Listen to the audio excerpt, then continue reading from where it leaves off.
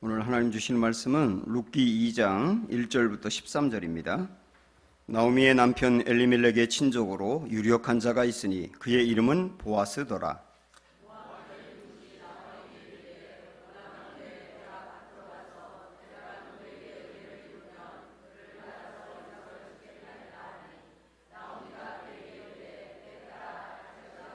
룻이 가서 베는 자를 따라 밭에서 이삭을 줍는데 우연히 엘리멜렉의 친족 보아스에게 속한 밭에 이르렀더라.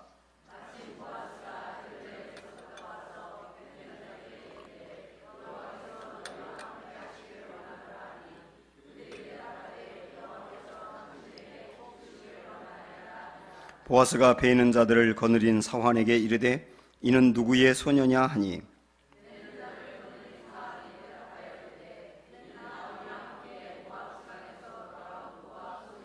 그의 말이 나로 베는 자를 따라 단 사이에서 이삭을 줍게 하소서 하였고 아침부터 와서는 잠시 집에서 쉰 외에 지금까지 계속하는 중이니이다.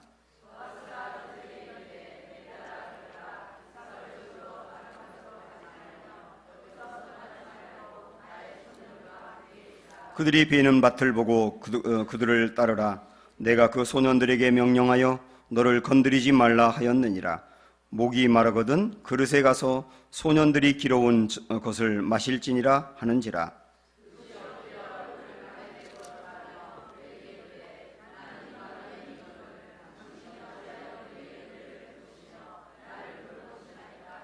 보아스가 그에게 대답하여 이르되 내 남편이 죽은 후로 내가 시어머니에게 행한 모든 것과 내 부모와 고국을 떠나 전에 알지 못하던 백성에게로 온 일이 내게 분명히 알려졌느니라.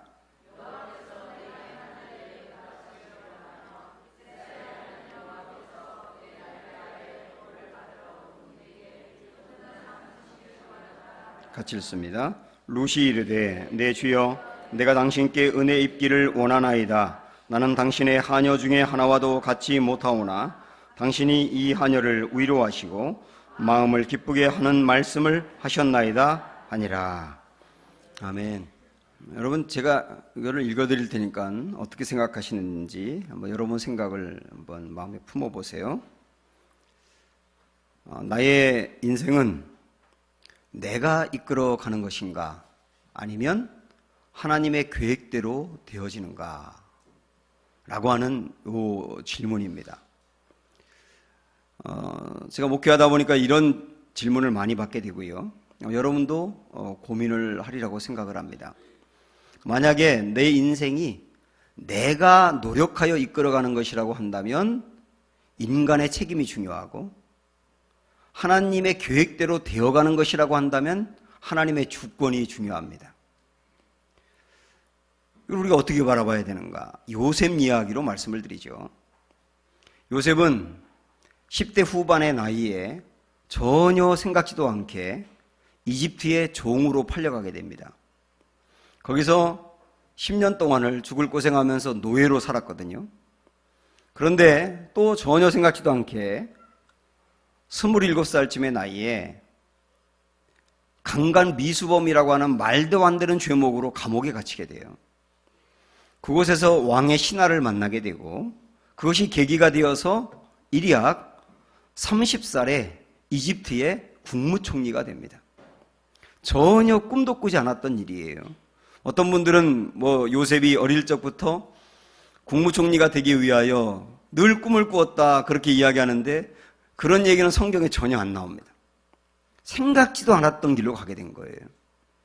그는 그곳에서 국무총리로 있으면서 7년의 대풍년 기간 동안 양식을 저장해 두었고요. 그 다음에 7년 동안에 심각한 흉년이 왔을 때 저장되었던 양식을 단계별로 풀어주면서 이집트의 백성들을 먹여 살렸고 이집트뿐만 아니라 중동 일대에 그 흉년이 왔기 때문에 그것이 계기가 되어서 떨어졌던 형들을 만나게 됩니다. 형들이 죽은 줄 알았고 아니면 어느 집에 노예로 있을 거라고 생각했던 요셉이 국무총리에 앉아있는 것을 보면서 까무러칠 정도로 놀라거든요. 그리고 두려워합니다. 그때 자기를 팔았던 그 형들에 대하여 요셉이 뭐라고 얘기하는지 창세기 45장 5절을 보시죠. 한번 시작. 당신들이 나를 이곳에 팔았다고 해서 근심하지 마소서, 한탄하지 마소서. 하나님의 생명을 구원하시려고 나를 당신들보다 먼저 보내셨나이다.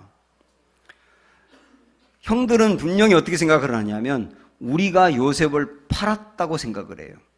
그런데 정작 당사자인 요셉은 어떻게 생각하느냐면 형들이 나를 팔았다고 생각하지 않고 하나님이 나를 보내셨다고 생각을 해요. 만약에 요셉이 형들이 자기를 팔았다고 생각했다면 형들을 미워했을 겁니다. 그리고 원수를 갚았을 거예요. 그러나 형들이 나를 파는 것이 아니고 하나님이 나를 보냈다고 생각을 하니까 그들을 용서할 수가 있었던 겁니다. 자, 이 요셉의 생각, 내게 주어진 일이 판 것이 아니고 보냄을 받았다. 나를 보내신 분이 하나님이다 라고 받아들이는 것을 뭐라고 말하냐면 섭리신앙이라고 말합니다.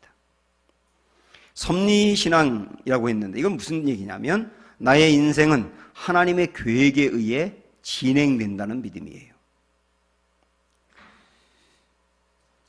섭리를 다른 말로 운명이라고 이야기할 수도 있는데 조금 더 자세하게 말하면 이렇게 이야기할 수 있어요. 하나님은 우리의 인생과 역사에 대해 계획을 가지고 있고 그 계획을 이루시기 위해 수많은 절차와 과정에 대한 생각도 가지고 있습니다. 그리고 하나님은 인간의 인생과 역사 속에서 그 계획하신 것을 이루시기 위해 수많은 사건에 간섭하셔서 결국 하나님의 뜻을 이루십니다. 이게 섭리신앙이라고요. 그러면 지금 저의 얘기를 듣고 있는 여러분은 마음속에 이렇게 생각할지 몰라요. 그러면 나의 노력이 필요 없는 건가요? 어차피 하나님의 계획대로 가는 것이 나의 인생이라고 한다면 나는 그냥 가만히 있어도 그 길로 가는 건가요? 이렇게 물을지 몰라요. 그렇진 않습니다.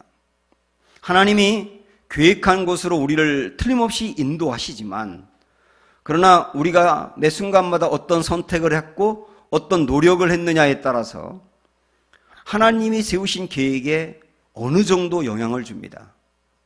예를 들어서 아브라함이 하나님에 의해서 선택을 받았는데 하나님이 아브라함을 쓰시려고 하는 계획도 있는데 아브라함이 하나님의 뜻을 어기고 이스마엘을 낳았지 않습니까?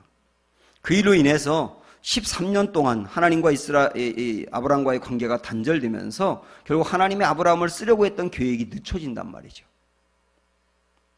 모세가 민족을 구원해내는 하나님의 계획이 있는 것을 알았는데 그걸 자기의 방법대로 사람을 죽이고 인간적인 방법을 하려다가 결국 40년의 시간이 지연되잖아요. 결국은 하나님의 계획대로 우리가 가는데 나의 선택과 노력에 따라서 시기가 결정된다는 거예요. 그리고 어떤 경우는 그 계획대로 가긴 가는데 순탄하게 가기도 하지만 고난을 당하면서 가기도 하는 거예요. 하나님은 우리가 잘못된 길을 걸을 때는 말씀을 주어서 통제하고 그리고 그래도 안 되면 매를 때려서라도 하나님 원하는 길로 가게 합니다. 고생을 하는 거예요. 그래서 우리는 나의 선택과 하나님의 계획 이 사이에서 이렇게 정리하면 어떨까 싶습니다. 제가 한 이야기로 정리를 해드리겠습니다. 어떤 신학생이 설교학을 가르치는 교수님에게 이렇게 질문했습니다. 교수님, 설교는 설교자가 준비해야 잘하는 건가요? 아니면 성령님이 행하시는 건가요? 궁금한 거예요. 그때 교수님의 대답이 정확한 대답입니다. 설교를 준비할 때는 마치 성령님이 이 세상에 없는 것처럼 생각하고 열심히 준비하세요. 그러나 설교를 할 때에는 준비한 원고가 없는 것처럼 성령님께 의지하세요. 여러분 이거 잘 생각을 해보세요. 정확한 답이거든요. 그래서 저도 설교를 준비할 때는 최대한 긴 시간 연구하고 묵상하고 좋은 자료는 없는지 찾고 그렇게 준비하는데 제가 이 설교를 준비할 때는 정말 하나님이 안 계신 것처럼 생각하고 준비할 수 있어요. 내 노력이 중요하다 그 얘기예요. 그러나 설교를 할 때는 제가 준비한 것을 의지하지 않고 내려놓고 성령님이 이 설교 시간에 역사하도록 맡기는 거예요. 여러분도 어떤 일이 주어졌을 때 성령님이 도와주지 않는 것처럼 생각하고 열심히 사셔야 합니다. 그러나 그 결과에 대해서는 성령님께 온전히 맡기는 거예요. 그때 성령님은 우리를 향한 계획대로 쫙 이끌어가시는 것이죠. 이게 섭리신앙입니다.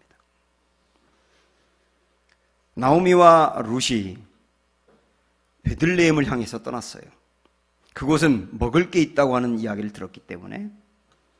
그래서 그들은 지금은 먹을 게 없지만 베들레헴엔 양식이 많다는 이야기를 들었기 때문에 이런 기대하지 않았겠습니까? 베들레헴에 가면 우리가 온전히 회복되고 앞길이 확 열릴 것이다. 그런데 막상 가봤는데 현실은 그게 아니었어요. 현실은 여전히 먹을 게 없는 겁니다. 그래서 룻은 그 어려운 환경 속에서 결단하고 이삭이라도 줍겠다고 결심하는 거예요. 2절 말씀 보시죠. 모압 여인 룻이 나오미에게 이르되 원하건대 내가 밭으로 가서 내가 누구에게 은혜를 입으면 그를 따라 이삭을 줍겠나이다 하니 나오미가 그에게 이르되 내 따라 갈지어다. 내가 이삭이라도 줍겠다. 그렇게 결심하게 된단 말이죠. 분명히 베들레헴에 가면 금방 회복될 줄 알았는데 그게 아니기 때문에 어려움이 계속되는 현실이 있다고 한다면 이삭이라도 주워가면서 살아야 되는 거예요.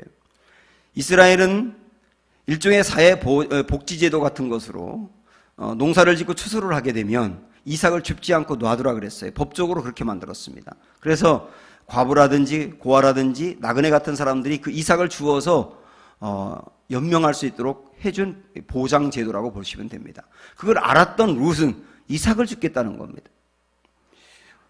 예수님을 믿으면, 내가 교회를 다니고 예수님을 믿으면 내가 안고 있는 문제가 일순간에 해결이 되고 나의 앞결이 대박이 터지듯 열릴 것이다 라고 하는 기대를 가질 수는 있습니다.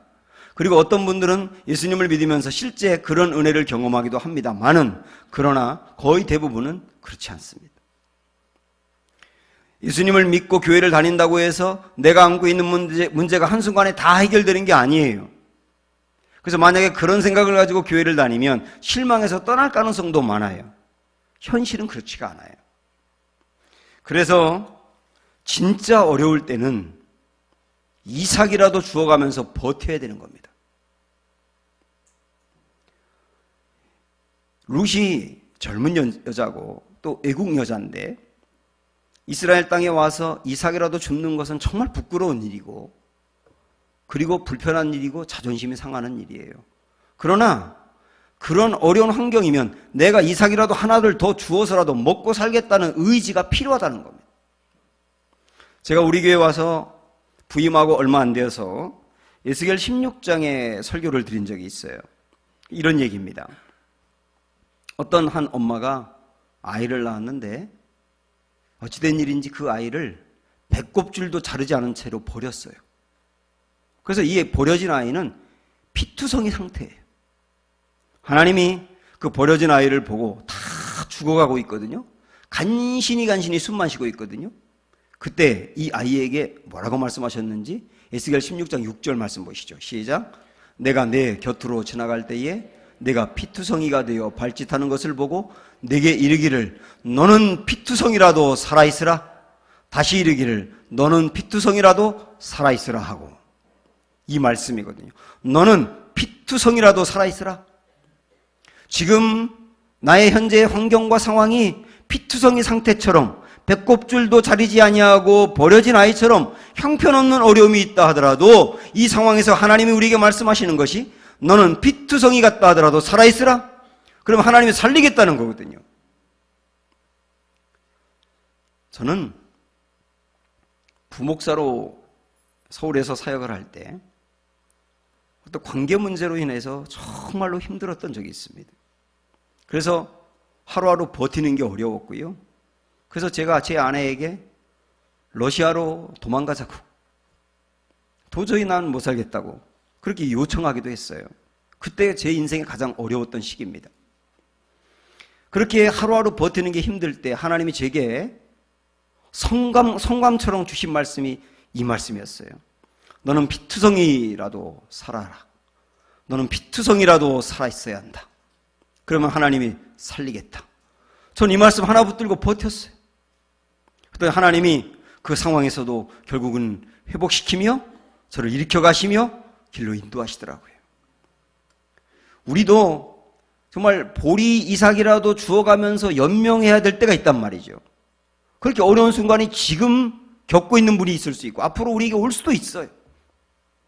금방 모든 게 예수 믿었다고 다 해결되는 게 아닐 수도 있어요. 그럴 때 내가 이삭이라도 주워가며 버티겠다. 자존심은 나한테 사치다.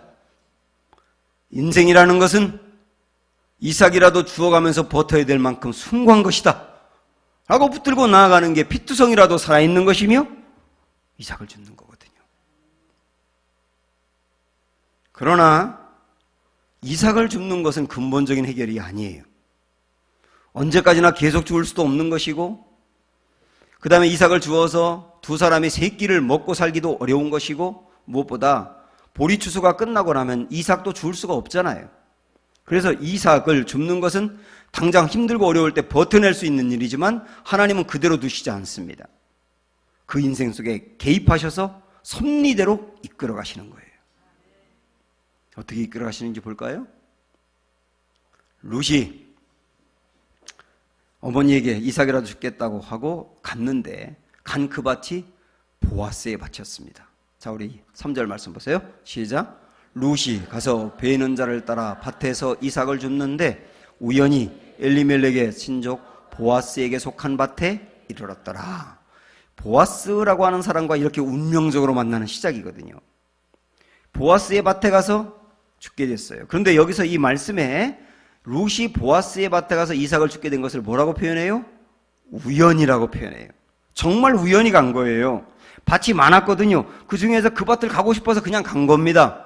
그가 룻이 어떤 의도를 갖고 간 게 아니에요. 룻은 보아스를 만난 적도 없고 보아스 역시 룻을 본 적이 없기 때문에 정말 우연히 된 일입니다. 그런데 그 다음 나오는 4절의 말씀을 주목해 보셔야 합니다. 시작. 마침 보아스가 베들레헴에서부터 와서 베이는 자들에게 이르되 여호와께서 너희와 함께 하시기를 원하노라 하니, 여기까지만 읽어도 괜찮아요. 여기 보면 보아스의 밭에서 이삭을 줍는데 그때 보아스가 밭으로 왔다는 겁니다.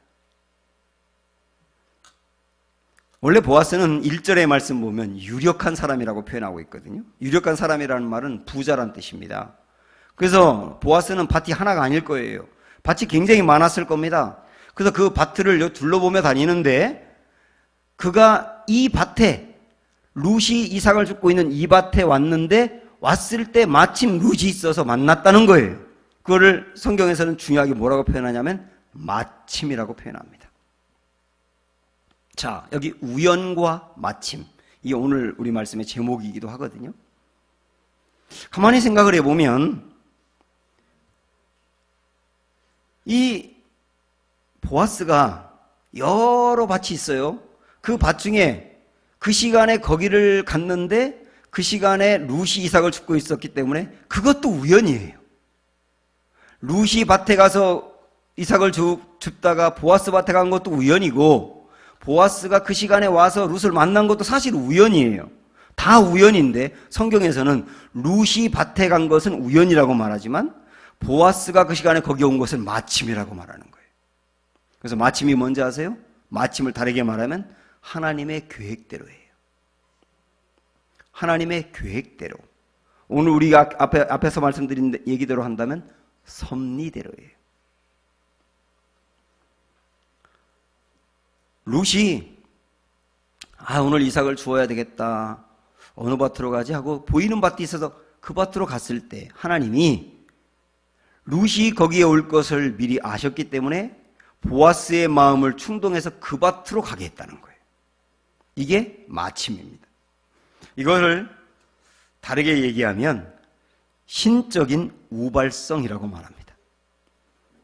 우연처럼 보이는데 하나님이 계획대로 이루신 일이란 뜻이에요. 하나님이 의도를 가지고 만든 우연을 가장한 필연이었다는 뜻입니다.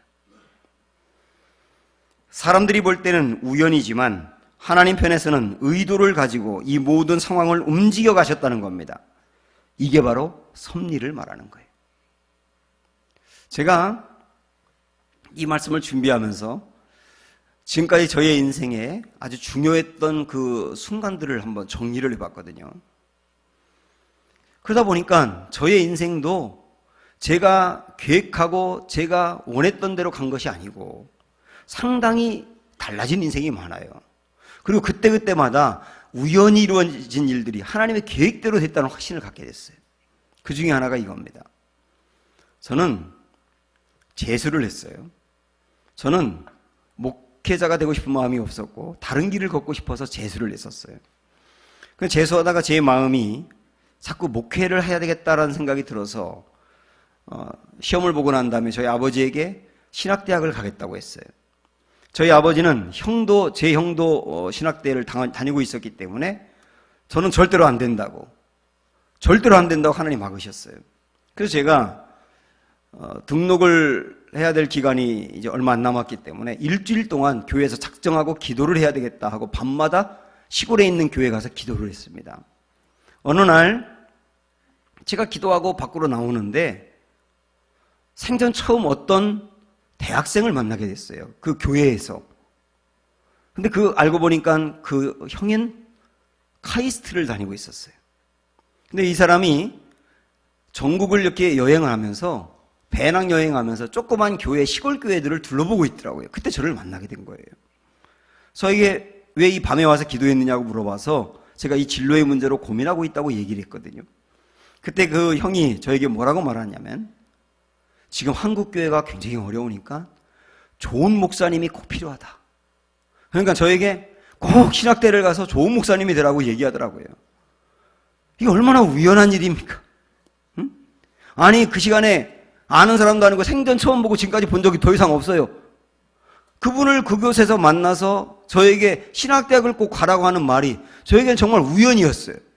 근데 나중에 보니까 저를 목회자로 삼기 위해서 그곳으로 보내시기 위해서 하나님이 마침 그곳으로 보내서 만나게 하신 사건이었다고 저는 확신하는 거예요. 이렇게 보면 저나 여러분이나 인생의 순간순간마다 아주 우연하게 이루어지는 일들이 하나님의 계획대로 이끌어 가시는 마침이었다는 것을 알게 될 거예요. 이게 섭리라고 하는 겁니다. 그래서 이렇게 본다면 우리는 말이죠, 매일매일 우리 주변에서 일어나는 일, 그리고 내가 매일매일 만나는 사람들과의 만남을 정말 소중히 여길 수 있어야 합니다. 왜냐하면 내 주변에서 일어나는 모든 일들, 이 하나님의 역사일 수 있어요. 그래서 나는 우리 하나님은 우리 주변의 사방에서 지금도 일하고 계시다는 것을 여러분 아셔야 하고, 그리고 하나님이 나에게 어떤 만나게 하는 사람은 나를 돕기 위해서 보내시는 선물이라는 것을 아셔야 되는 거예요. 이 모든 것들이 섭리를 받아들이고 사는 사람의 생각인 것입니다. 그러면 이렇게 룻과 보아스가 운명적으로 만나게 됐는데 말이죠. 그러면 이 보아스가 룻을 어떻게 돕고 있는지 이걸 우리 앞으로 보려고 합니다. 보아스는 룻을 처음 봤거든요. 근데 그 여자를 처음 보고 나서 궁금해진 거예요. 저 사람이 누구지? 그래서 물어봤어요. 그랬더니 그때 이제 사환 한 명이 하는 말이 뭐냐면, 모압에서 온 여자인데 그 나오미의 자부라고 합니다. 근데 먹을 거 없다 보니까 여기에 이삭을 주려고 왔는데 집에 잠깐 점심때 가서 쉬고 온 일 외에는 하루 종일 이삭을 줍고 있습니다. 이렇게 얘기를 해요. 그러니까 보아스가 그 말을 듣자, 맞아, 이 마을에 소문이 바닥에 퍼져 있지, 나오미를 따라온 젊은 여자가 아주 착하다고 나도 그 소문을 들었지 하고 그때부터 룻에 대해서 관심을 갖기 시작하는 거예요. 그러면서 과도한 친절을 베풀거든요. 여기서 우리가 중요한 거, 여러분 이걸 아셔야 됩니다. 하나님이 우리를 돕는 방법이 여러 가지가 있는데 그 중에 하나는 사람을 통하여 돕는 거예요. 사람을 통하여 돕는 거. 이걸 알아야 하나님의 도움이 사방에 있다는 걸 우리가 알게 됩니다. 오늘 우리가 읽었던 말씀 중에 2절, 10절, 13절을 읽게 될 텐데 여기 보면 은혜라고 하는 단어가 나옵니다. 자, 볼까요? 2절 말씀 먼저 시작. 모압 여인 룻이 나오미에게 이르되 원하건대 내가 밭으로 가서 내가 누구에게 은혜를 입으면 그를 따라서 이삭을 주겠나이다. 여기 보면 은혜라고 하는 단어가 나오죠. 10절 가보세요. 룻이 엎드려 얼굴을 땅에 대고 절하며 그에게 이르되 나는 이방 여인이거늘 당신이 어찌하여 내게 은혜를 베푸시며 나를 돌보시나이까. 여기에도 은혜가 나오죠. 13절 룻이 이르되 내 주여 내가 당신께 은혜 입기를 원하나이다. 나는 당신의 하녀 중에 하나와 같지 못하오나 라고 나오는데 여기도 보면 은혜라고 나옵니다. 여기에 2절, 10절, 13절에 나오는 이 은혜라고 번역된 단어가 영어 성경에서는 favor라고 나와요. 호의라고 하는 말입니다. 호의와 은혜의 차이는 뭐냐면 은혜는 하나님이 우리에게 베푸는 사랑인데 호의는 사람이 베푸는 사랑이에요. 중요한 거는 뭐냐? 사람이 베푸는 호의가 하나님이 내게 베푸는 은혜라는 뜻이에요. 그래서 하나님이 우리를 돕고 하나님의 뜻대로 우리를 이끌어 나갈 때는 사람의 호의를 통하여 하나님의 은혜를 부어주시는 것입니다. 그래서 우리에게 정말 중요한 게 만남의 복이거든요. 그 사람들과의 만남 소중히 여겨야 되고 그 사람들과의 만남을 통하여 하나님의 도움이 펼쳐지고 있다는 걸 아셔야 되는 겁니다. 그러면 하나님이 보아스라는 사람을 통하여 우리를 돕는다고 했지 않습니까? 그리고 하나님의 계획대로 가게 하신다 그랬는데 보아스가 룻을 어떻게 돕고 있는가? 이거는 하나님이 룻을 어떻게 도우시느냐와 똑같아요. 그래서 그것을 좀 보려고 합니다.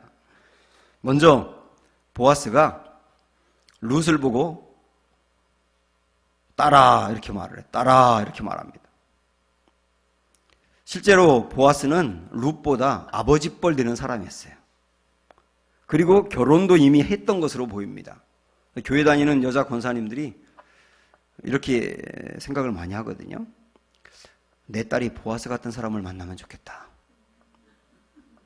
그러면서 우리 딸을 보아스 같은 사위 만나게 해주세요라고 기도하는데 함부로 기도하면 큰일 납니다. 이 보아스가 말이죠. 룻을 딱 만나면서 그에게 도움을 주게 되는데 오늘 어떤 도움을 주느냐면 그 두 개의 도움을 줘요. 이게 하나님이 우리를 돕는 방법인데 첫 번째 도움이 보호하심입니다. 보호하심. 9절의 말씀 보세요.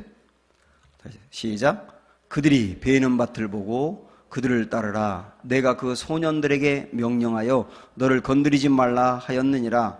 목이 마르거든 그릇에 가서 소년들이 길어온 것을 마실지니라 하는지라. 룻이 외국에서 온 젊은 여자였기 때문에 위험하거든요.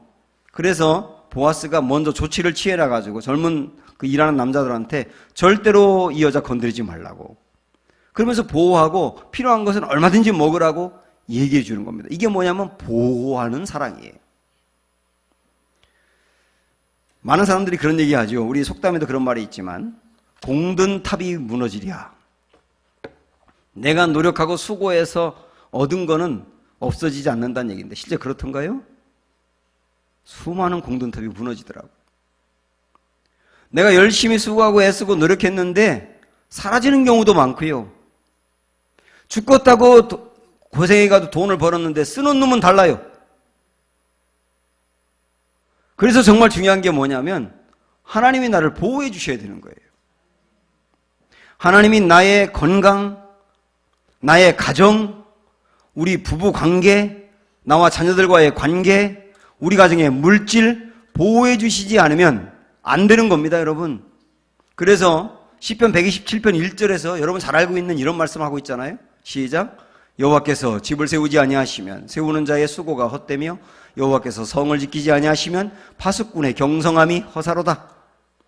여호와께서 지켜주시지 않으면 내가 내 집을 보호하려 해도 보호할 수 없다는 거예요. 그 2절은 뭐라고 말씀합니까? 너희가 일찍 일어나며 늦게 누우며 수고의 떡을 먹음이 헛되도다. 아침에 일찍 일어나서 회사에 출근하고 밤 늦게까지 일을 해서 잠도 줄여가며 일하는데 나중에 일은 했는데 수고의 열매가 없을 수 있다는 거예요.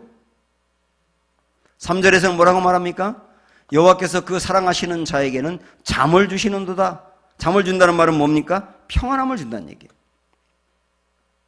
그러니까 하나님이 내 마음을 지켜주셔야 밤에 자려고 누우면 잠이 온다는 겁니다. 어떤 사람은 피곤한데 밤에 잠을 자려고 하면 잠이 안 와가지고 꼴딱 세우고 나서 예배 시간에 자요. 주님이 정말 나의 마음을 지켜주셔야 되고 나의 인생을 지켜주셔야 되고 내가 가지고 있는 소중한 걸 지켜주셔야 된다고 말씀하고 있지 않습니까? 주님이 우리를 선한 길로 인도하면서 베풀어 주시는 사랑은 첫 번째 뭐예요? 보호하시는 사랑이에요. 내가 열심히 살면 다 된다? 이건 크리스찬의 대답이 아니에요. 두 번째 주님이 베풀어 주시는 은혜는, 호의는 뭐냐면, 사람을 통해서 오는 호의는 인정해 주는 거예요.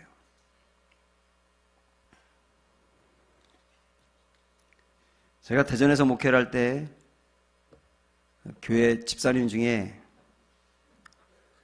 어릴 적부터, 아이들이 어릴 적부터 혼자 애들을 키운 분이 있었어요. 나쁜 놈을 만나서 고생하다 이혼을 하고 혼자서 정말 죽을 고생하면서 아이를 키웠습니다. 그 집사님이 교회만 오면 매일 입술이 부르터 있어요. 너무 고생을 많이 했어요. 늘 보면 안타까웠어요. 그런데 그 두 아이가 방황하지 아니하고 정말 열심히 공부를 해서 다 좋은 대학을 갔어요. 그래서 그 집사님이 저를 찾아와서 둘째가 이제 대학에 합격했다는 소식을 저한테 알리면서 둘째도 합격했다고 이렇게 얘기를 하더라고요. 제가 그 이야기를 들을 때 막 마음이 감동이 되는 거예요. 그래서 집사님 기도하지요 하고 기도하면서, 하나님, 우리 집사님 아이들 어릴 적부터 죽을 고생하며 두 아이를 키웠는데 하나님이 보상해 주셔서 감사합니다. 그랬더니 막 펑펑 울어요. 그분이 운 것은 정말 고생했던 과거가 생각나서 운 것도 있지만 이 고생을 기억하시고 인정해 주시고 보상해 주신 하나님의 은혜가 받아들여져서 감사해서 운 거예요. 우리 하나님은 인정해 주시고 보상해 주시는 분이세요. 사람은 정말 인정받고 싶거든요.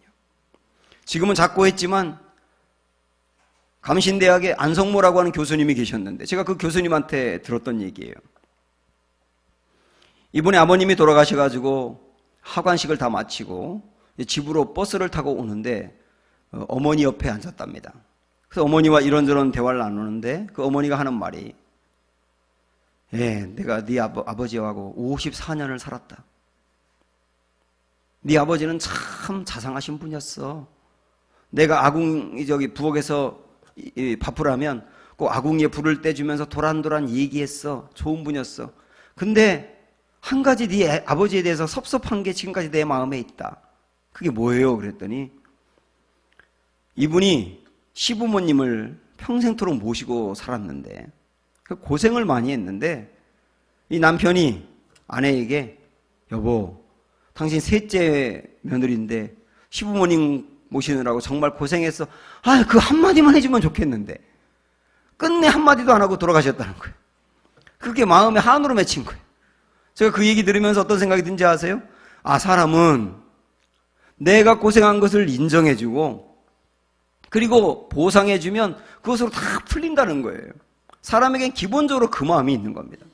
여러분, 룻을 보세요. 룻이 젊은 나이에 결혼한 남편이 일찍 죽었어요. 애도 없이. 그리고 이 시어머니와 함께 이 타국에 와 있는데 시어머니가 그랬지 않습니까? 너희들 나 따라오면 안 돼. 너희들 나 따라오면 불행하게 돼. 너희들의 길을 가.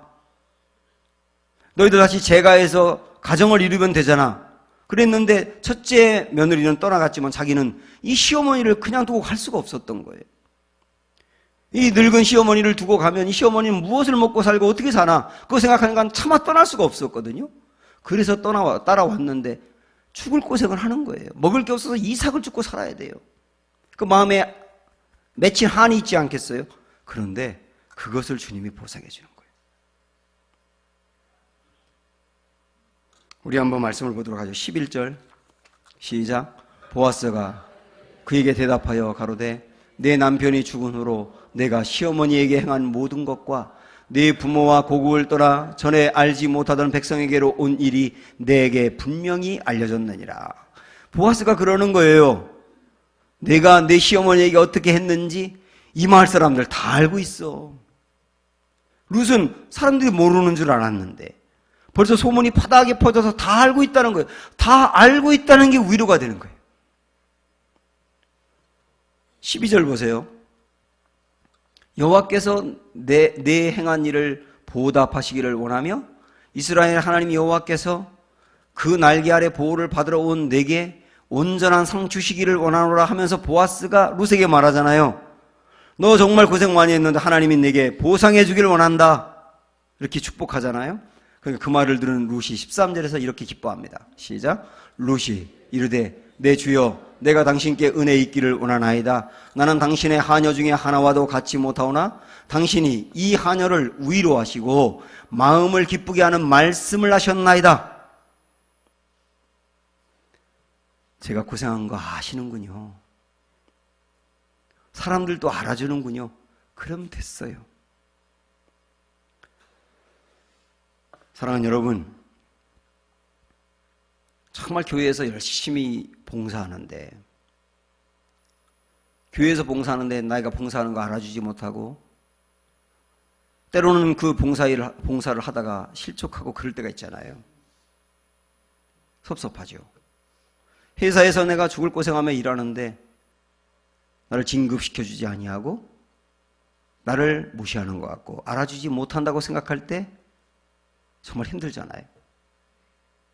내가 힘들게 내 아이들을 키우는데 어떤 때는 그 아이들이 내 아픔을 알아주지 못한다고 생각할 때 정말 어렵잖아요. 오늘 주님 말씀하세요. 아신다는 거예요. 내 고생 아신다는 거예요. 그러면서 보상해 주신다는 거예요. 이게 오늘 룻에게 베풀어 주신 하나님의 은혜였어요.